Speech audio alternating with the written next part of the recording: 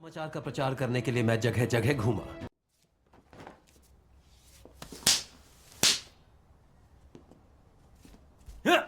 ये लो। मैंने प्रभु का कार्य करने के लिए सब कुछ त्याग दिया। एक बार जब सीसीपी मेरे पीछे पड़ी थी, मैं 8 सालों तक घर नहीं लौट पाया। मैंने सैकड़ों कलीसियाओं की स्थापना भी की। क्या बात है, बहुत अच्छी। भाईजान प्रभु से बहुत प्रेम करते हैं।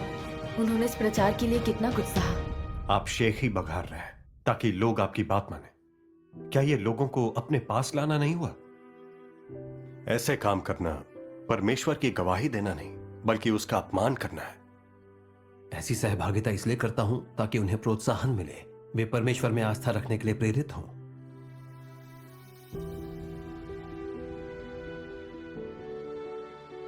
मैं भी रुतबे को अहम मानता हूं। मैं आज्ञाकारी नहीं हूं। मेरे भ्रष्ट स्वभाव के लिए परमेश्वर का न्याय और शुद्धिकरण जरूरी है। मुझे परमेश्वर से मेरी रक्षा की विनती करनी होगी। परमेश्वर मुझे अनुशासित करने के लिए चाहे जो भी करे, मैं उसकी आज्ञा जरूर मानूंगा।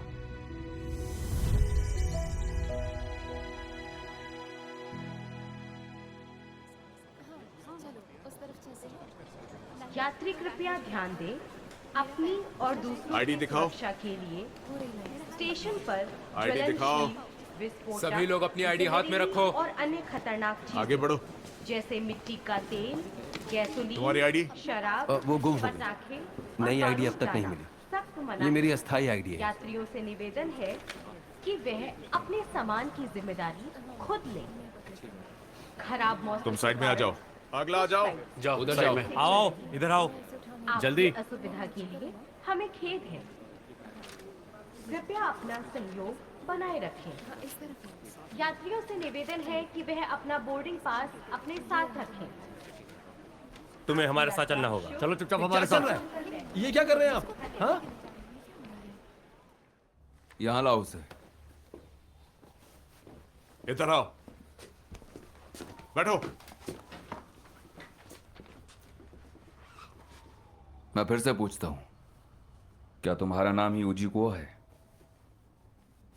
बिल्कुल नहीं।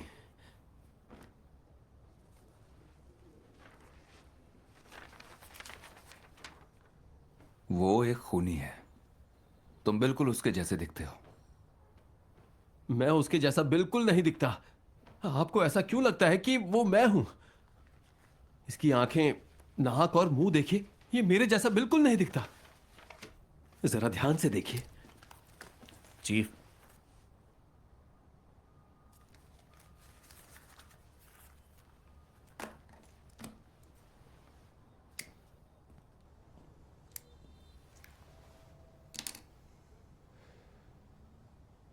उजीकुओ,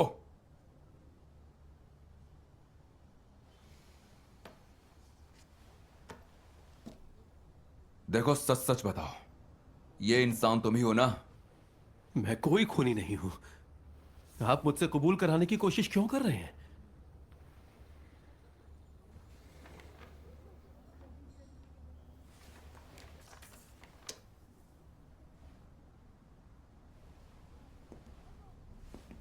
ये तुम नहीं हो? ठीक से देखो। तेरी तो।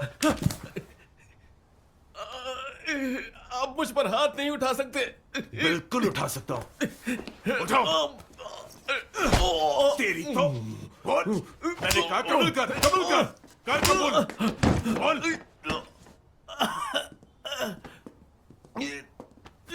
उठो। ये लो। अपना मुंह खोल। तेरी तो मैंने कहा कबूल करो। तुम हमारी मदद नहीं कर रहे हो। आप लोग कानून नहीं मानते। कानून कानून की बात करता है। हाँ, मारो इसे। जिद करने का ये नतीजा होगा। कबूल करोगे या नहीं? क्या ये तुम हो? बोलो। यही अंजाम होगा तुम्हारा। कबूल कर।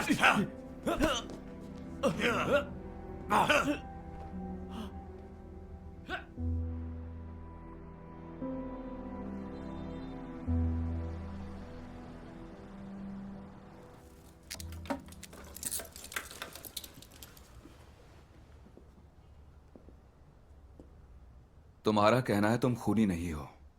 क्या तुम इसे साबित कर सकते हो? तुम्हारे घर का फोन नंबर क्या है? तुम्हारे परिवार को तुम्हारी पहचान साबित करनी होगी। मेरे घर पर कोई फोन नहीं है। ओह अच्छा। मैं आपको अपने पड़ोसी का फोन नंबर दे सकता हूं। लिखो इसमें।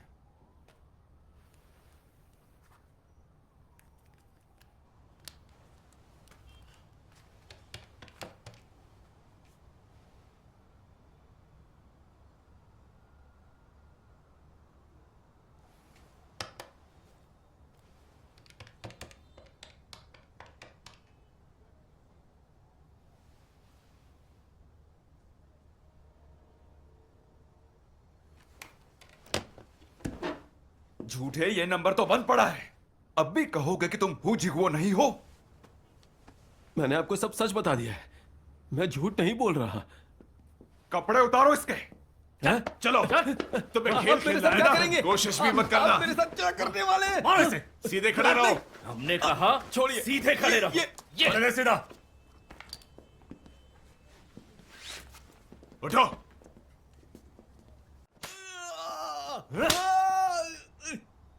तो हमारी मदद करेगा? ये तुम ही हो ना? ये वाकई मैं नहीं हूं। ये ले।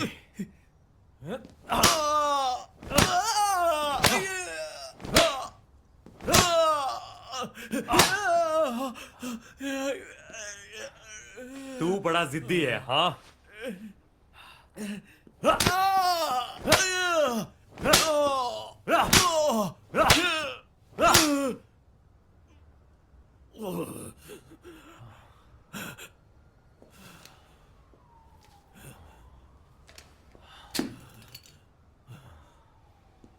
ढीठ कहीं का। बहुत सख्त जान है तू।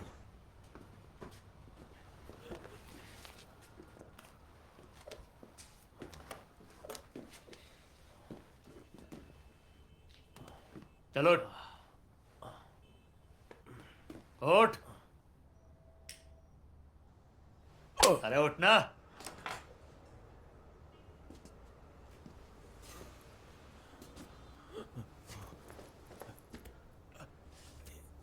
चलो उठ जाओ जल्दी, उखड़ू हो जाओ।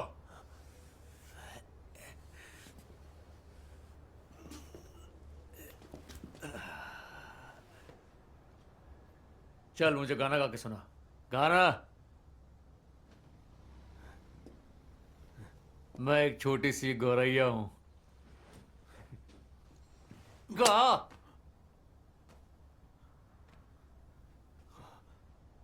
मुझे नहीं आता। तेरी तो। मेरे साथ गा। मैं एक छोटी सी गौरैया हूं, उड़ना चाहती हूं पर उड़ नहीं पाती। गाना गाओ। गाओ जल्दी। मैं एक छोटी सी गौरैया हूं। कूद कूद कर गा। बोला ना कूदने को। मैं एक छोटी सी गौरैया हूं। अच्छे से कूद। चलो उठ।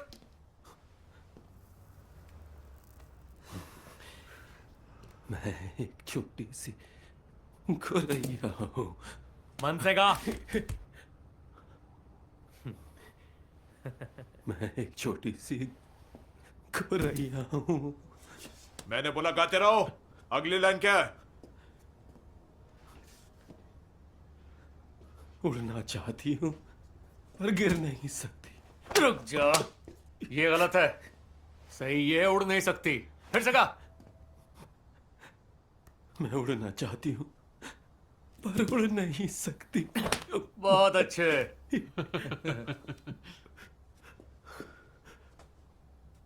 गाते रहो। अगर तुमने सही गाया तो तुम्हें एक बार मारेंगे, गलत गाया तो 2 बार मारेंगे। चलो गाओ।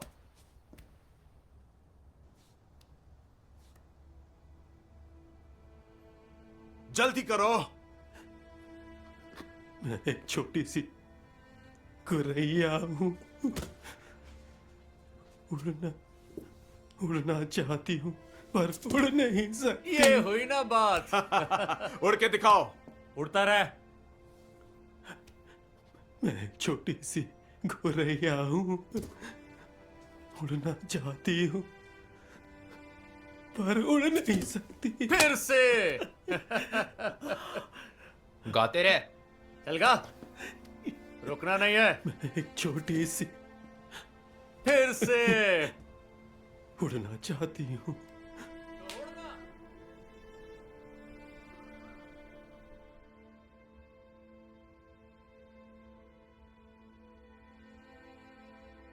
मेरे साथ ये सब क्यों हो रहा है? क्या मैंने कुछ गलत किया? क्या मुझे अनुशासित किया जा रहा है?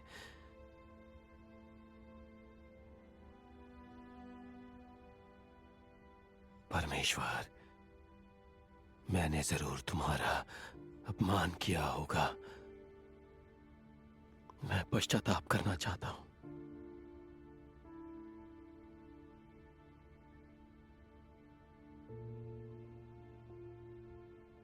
कुछ समय से सभाओं में अपनी सहभागिता के दौरान मैं दिखावा कर रहा था।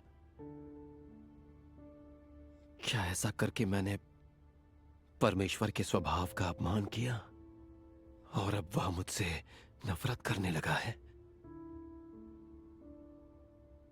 उस दौरान मैंने जगह जगह घूमकर प्रचार किया और गवाही दी। परमेश्वर के आशीष से मैंने सैकड़ों कलीसियाओं की स्थापना की। फिर मैंने दृढ़ता से अंत के दिनों में परमेश्वर के कार्य को स्वीकार किया। कुछ ही महीनों में 5 से 6 हजार लोगों ने सुसमाचार को स्वीकार किया। परमेश्वर सुसमाचार के प्रचार की जिम्मेदारी देकर हमें ऊपर उठाता है ताकि लोग परमेश्वर के पास लौट सकें, उसके वचन सुन सकें और उसका उद्धार पा सकें। अगर हम खुद की प्रशंसा और आराधना चाहने लगे तो लोगों को परमेश्वर के पास कैसे ला पाएंगे? क्या यह लोगों को अपने पास लाना नहीं हुआ? ऐसे काम करना परमेश्वर की गवाही देना नहीं, बल्कि उसका अपमान करना है।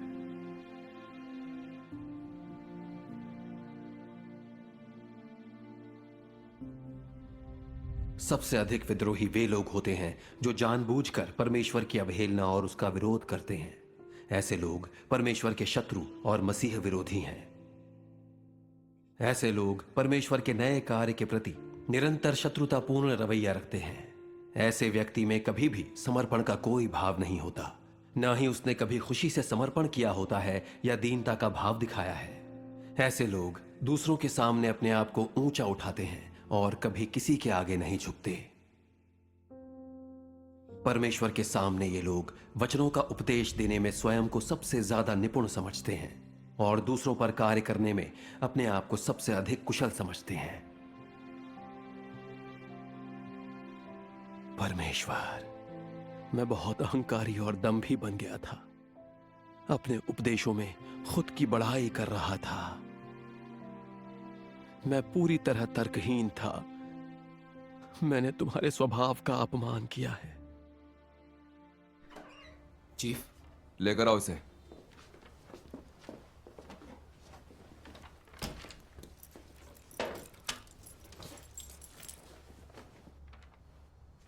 यांग मिंगयुआन,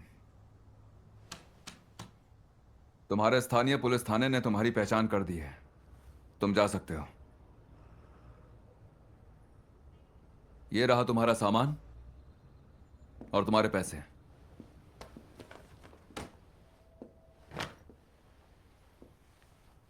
तुमसे पूछताछ में बहुत दिन बर्बाद हुए हमारे। हम में से कई लोगों ने ओवर टाइम किया, छुट्टी के दिन भी काम किया, लेकिन हम कुछ भी कबूल नहीं करवा पाए। इसलिए आज का खाना तुम खिलाओगे। तुम जा सकते हो। अब जाओ, जाओ।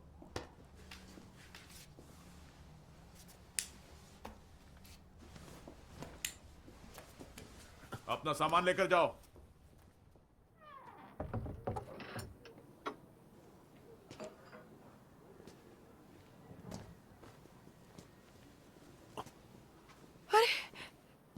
क्या हुआ आपको?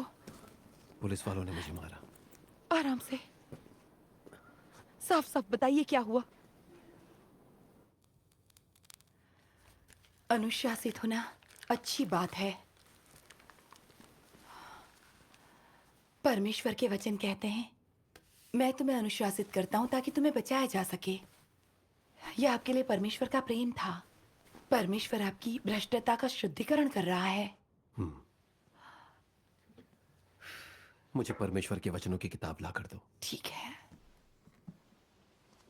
मैं आपके लिए दवाई लाती हूँ।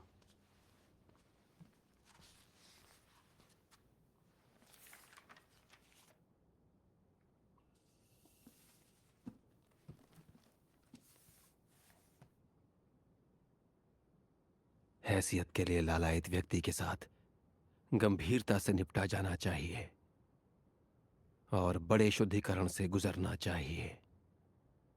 इस तरह के लोग निकम्मे होते हैं। इन चीजों को निकालने के लिए उनके साथ अच्छी तरह से निपटना और उनका न्याय करना जरूरी है। यदि तुम लोग अंत तक इसी तरह अनुसरण करोगे तो तुम लोग कुछ भी नहीं पाओगे।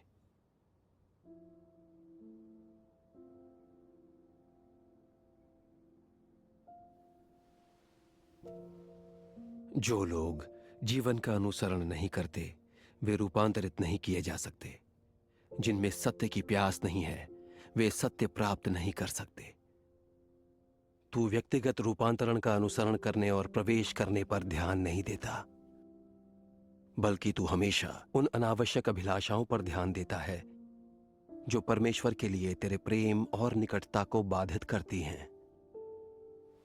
क्या ये चीजें तुझे रूपांतरित कर सकती हैं? क्या ये तुझे राज्य में ला सकती हैं?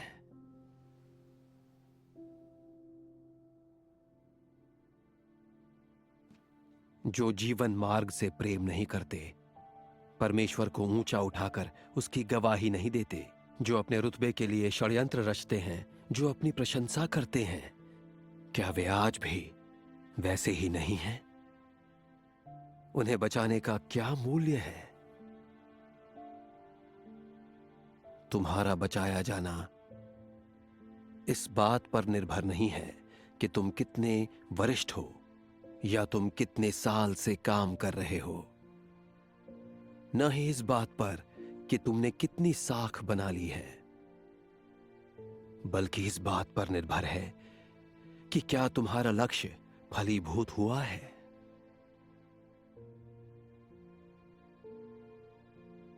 तुम लोगों की छवि परमेश्वर से भी बड़ी है। तुम लोगों का रुतबा परमेश्वर से भी ऊंचा है। लोगों में तुम्हारी प्रतिष्ठा का तो कहना ही क्या। तुम लोग ऐसे आदर्श बन गए हो जिन्हें लोग पूजते हैं। क्या तुम प्रधान स्वर्गदूत नहीं बन गए हो? जब लोगों के परिणाम उजागर होते हैं, यही वो समय भी है जब उद्धार का कार्य समाप्ति के करीब होने लगेगा। तो तुम लोगों में से बहुत से ऐसी लाश होंगे जो उद्धार से परे होंगे और जिन्हें हटा दिया जाना होगा।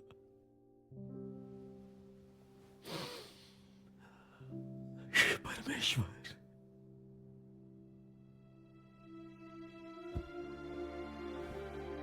मैं इतना बड़ा मूर्ख कैसे हो सकता हूं?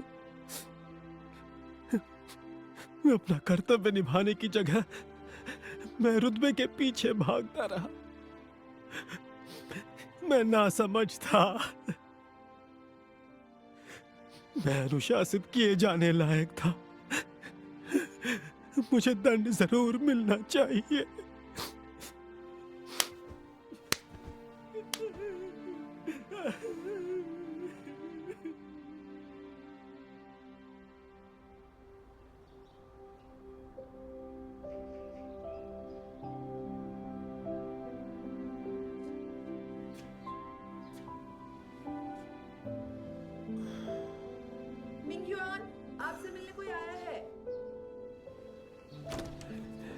भाई यांग। भाई शू। भाई जाओ, अच्छा हुआ जो आप आ गए। कैसे हैं आप? बेहतर महसूस कर रहे हैं? परमेश्वर का धन्यवाद, काफी बेहतर हूँ, लेकिन पसलियों में दर्द है। आइए बैठिए। ठीक है, ठीक है। गिरफ्तार होने और यातना सहने के बाद मैंने जाना कि सीसीपी कितनी दुष्ट और कितनी बेरहम है। मुझे सीसीपी से नफरत है। वे बहुत बुरे हैं। मगर इस यातना ने मेरी आंखें खोल दी। मैं परमेश्वर के वचन पढ़कर आत्मचिंतन कर रहा हूं। मैंने देखा कि विश्वासी होकर भी मैं सत्य का अनुसरण नहीं कर रहा था। मैं रुतबे के पीछे भागता रहा, दौलत और शोहरत पाने के लिए होड़ करता रहा। सबको भाई झो की सहभागिता पसंद करते देख मुझे ईर्ष्या हुई। मैं अपनी श्रेष्ठता दिखाने के तरीके ढूंढता रहा ताकि लोग मुझे ऊंचा समझें। जब भाई झो ने मुझसे बात की, मैं जानता था कि उनकी बात सही है, मगर अपनी इज्जत और रुतबा बचाने के लिए मैंने उनसे बहस की। रुतबा पाने की मेरी चाह बहुत तीव्र थी। मेरे मन में परमेश्वर के लिए श्रद्धा बिल्कुल नहीं थी। मैं अड़ियल और विद्रोही था, और इसीलिए परमेश्वर ने मुझे अनुशासित किया। उस यातना के बाद मेरी समझ वापस आई। मैंने देखा कि परमेश्वर के स्वभाव का अपमान नहीं किया जा सकता। आमीन। आमीन। परमेश्वर ने मुझे अनुशासित करके सही किया। उसने मुझे बचाने के लिए ऐसा किया। मैं परमेश्वर का आभारी हूं। आमीन। परमेश्वर का धन्यवाद। परमेश्वर के अनुशासन का अनुभव करके सबक सीखना परमेश्वर का प्रेम ही है। हम सभी इंसान अहंकारी और दंभी हैं। हम सभी महत्वाकांक्षी हैं। हम दौलत और शोहरत की खातिर होड़ करते हैं, दूसरों की प्रशंसा पाना चाहते हैं। परमेश्वर की कठोर ताड़ना और न्याय के बिना हम वाकई खुद को बिल्कुल नहीं पहचान पाते हैं। अनजाने में परमेश्वर की आलोचना और विरोध करते रहते हैं, और पश्चाताप करके खुद को बदलना बहुत मुश्किल है। हाँ, मैं भी ऐसा ही इंसान हूं। मेरा स्वभाव अहंकारी और दंभी है, और मैं भी परमेश्वर के न्याय के बाद बस थोड़ा ही बदल पाया हूं।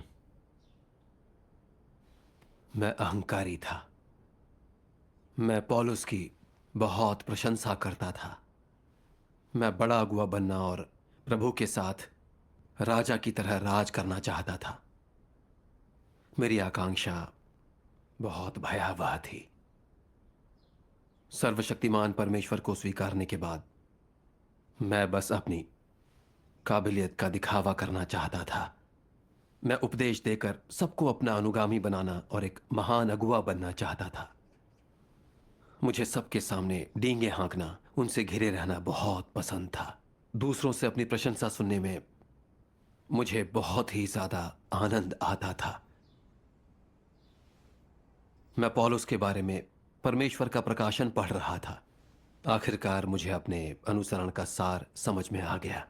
परमेश्वर का धन्यवाद। परमेश्वर का धन्यवाद। अपने उपदेश में परमेश्वर कहता है, कुछ लोग विशेष रूप से पौलुस को आदर्श मानते हैं।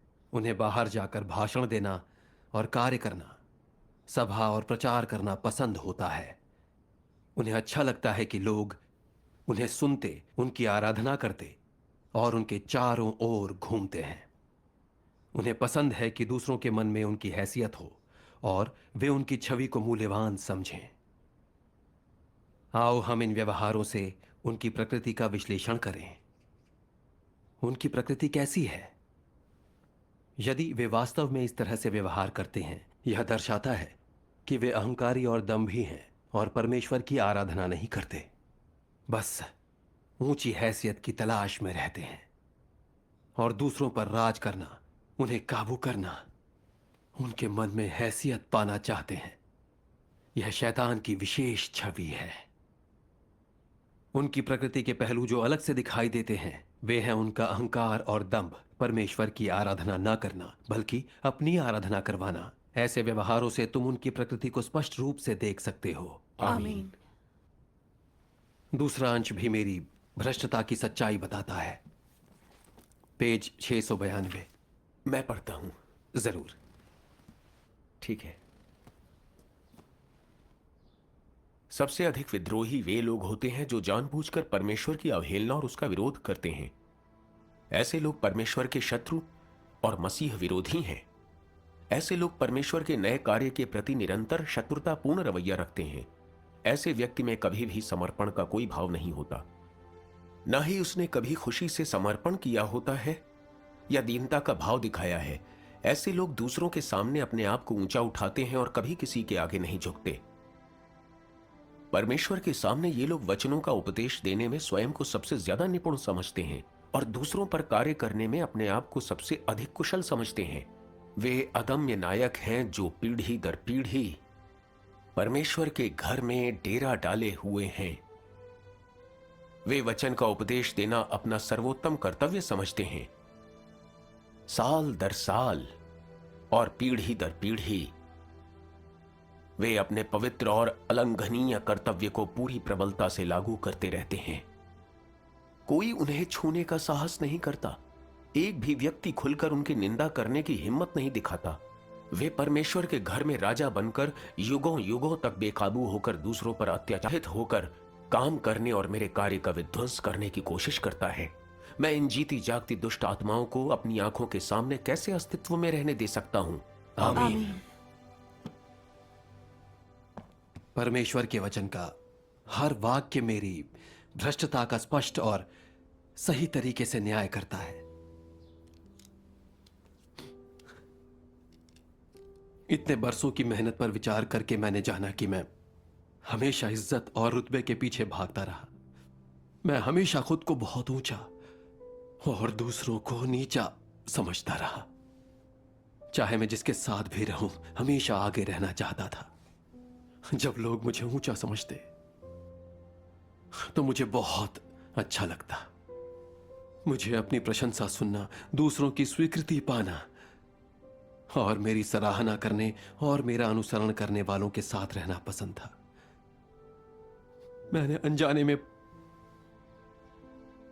परमेश्वर को खुद से दूर कर दिया और कभी परमेश्वर की इच्छा या उसकी अपेक्षाओं के बारे में नहीं सोचा। सभाओं और चर्चाओं में मुझे दिखावा करना और बस खुद की गवाही देना पसंद था। मैंने कभी परमेश्वर का उत्कर्ष नहीं किया। मैं चाहता था कि लोग मेरी पूजा करें, मेरी आज्ञा माने। दरअसल मैं परमेश्वर की भेड़ों के लिए उससे होड़ कर रहा था। यह एक स्वर्गदूत की प्रकृति है। मुझ में और पौलुस में क्या ही अंतर था। जब पौलुस ने प्रभु यीशु का प्रकटन देखा तो उसने उसका विरोध और उसकी निंदा की। उसके शिष्यों को गिरफ्तार कर लिया। फिर भी परमेश्वर ने पौलुस को पश्चाताप का मौका दिया। उसने पौलुस के सामने प्रकट होकर उसे एक प्रेरित बनाया। मगर पौलुस ने कभी पश्चाताप नहीं किया।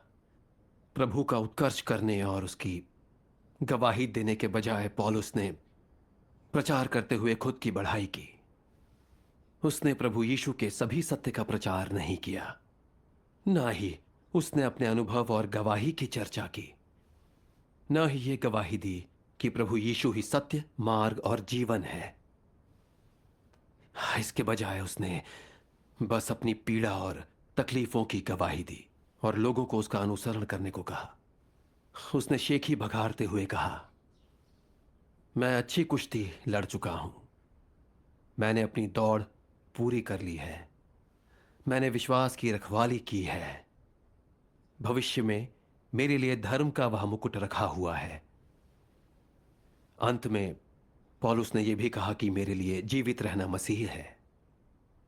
इसी वजह से 2000 सालों तक अनगिनत लोगों ने पौलुस की पूजा की और मसीह बनने की कोशिश करते रहे और प्रभु यीशु को खुद से दूर कर दिया। कितने अहंकार और मूर्खता की बात है। इसमें ताज्जुब नहीं कि परमेश्वर ने पौलुस को मसीह विरोधी का सबसे अच्छा उदाहरण बताया। आमीन।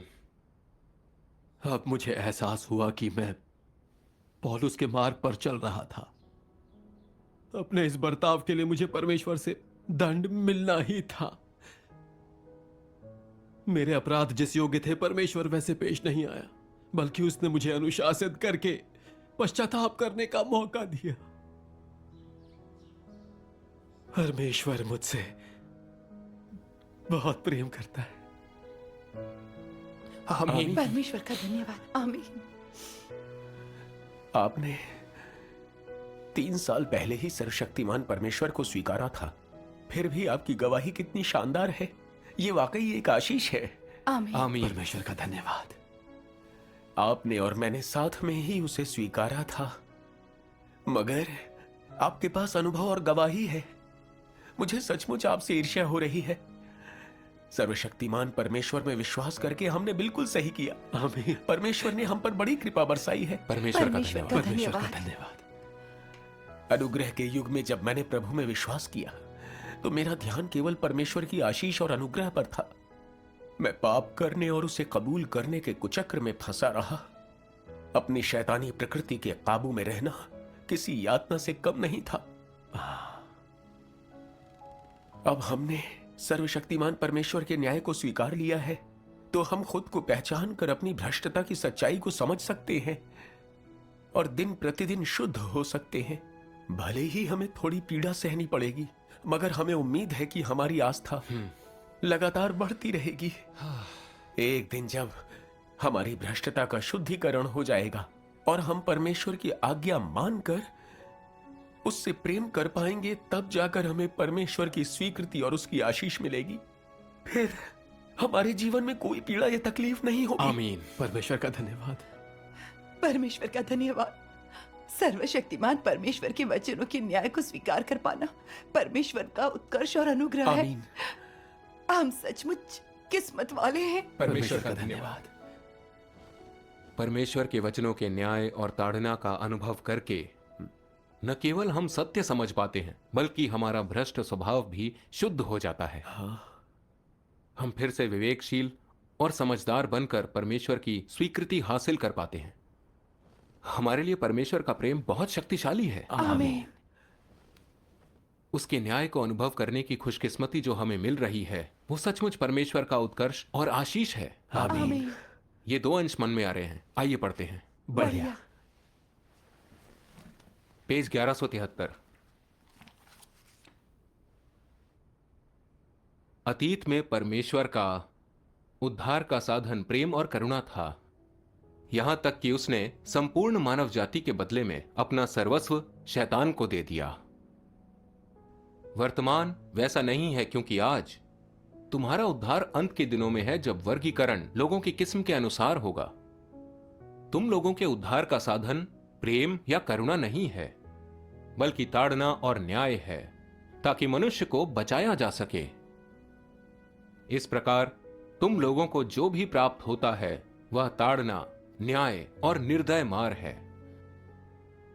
लेकिन यह जान लो, इस निर्मम मार में थोड़ा सा भी दंड नहीं है। मेरे वचन कितने भी कठोर हों, तुम लोगों पर जो पड़ता है वे कुछ वचन ही हैं जो तुम लोगों को अत्यंत निर्दय प्रतीत हो सकते हैं। और मैं कितना भी क्रोधित क्यों ना हूं, तुम लोगों पर जो पड़ता है वे फिर भी कुछ शिक्षाप्रद वचन ही हैं, और मेरा आशय तुम लोगों को नुकसान पहुंचाना या तुम लोगों को मार डालना नहीं है। क्या ये सब तथ्य नहीं है? जान लो कि आजकल हर चीज उद्धार के लिए है, चाहे वह धार्मिक न्याय हो या निर्मम शुद्धिकरण और ताड़ना। चाहे आज हर एक का वर्गीकरण उसके प्रकार के अनुसार किया जाए या मनुष्य की श्रेणियां उजागर की जाएं, परमेश्वर के समस्त वचनों और कार्य का प्रयोजन उन लोगों को बचाना है जो परमेश्वर से सचमुच प्यार करते हैं। धार्मिक न्याय मनुष्य को शुद्ध करने के लिए है और निर्मम परिशोधन उसे निर्मल बनाने के लिए है। कठोर वचन या ताड़ना दोनों शुद्ध करने के लिए किए जाते हैं और वे उद्धार के लिए हैं। आमीन। पेज 1010 भी है। इसे मैं पढ़ता हूं। जरूर।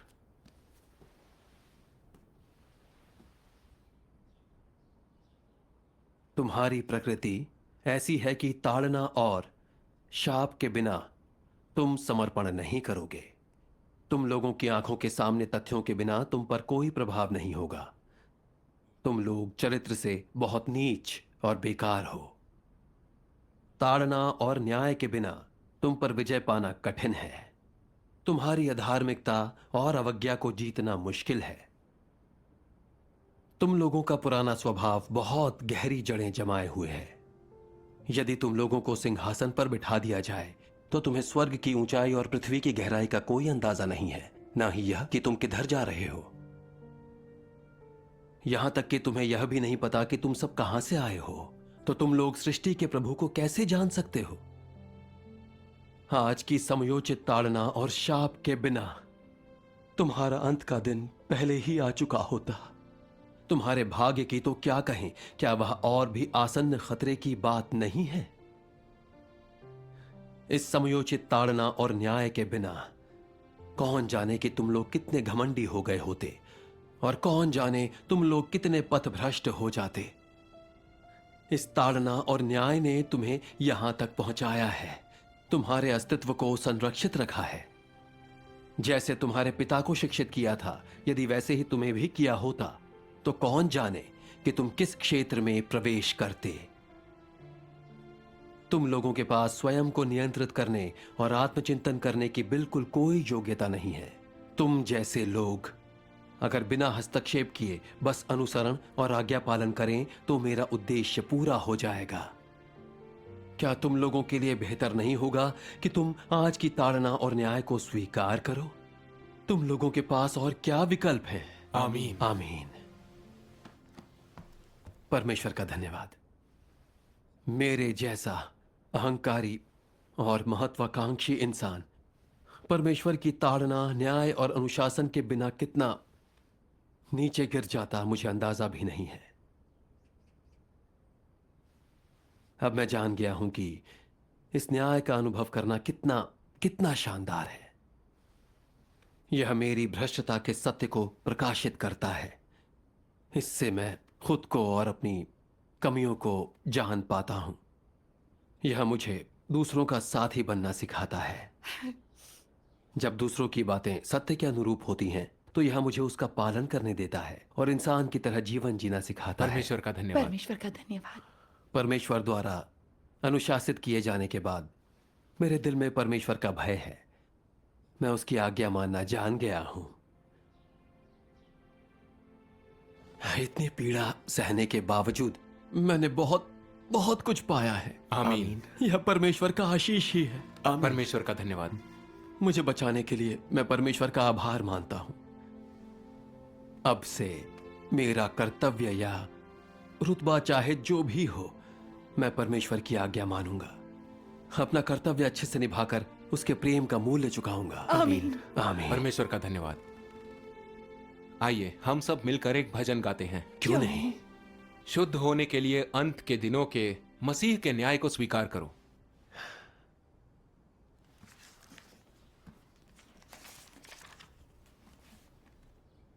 你只知道耶稣末世要降临，到底他如何降临？就你们这样一个罪人，刚被救赎回来，不经变化，不经神成全，你能合神心意吗？就你现在的老旧人，耶稣把你拯救回来了，这并不假。你不赎罪，这是因着神的拯救，但并不能证明你没罪没误会。你没经变化，如何能圣洁呢？你里面还尽是污秽，又自私又卑鄙，你还想跟耶稣一同降临？有那么美的事吗？你心神少一步过程，只是被救赎，没经变化。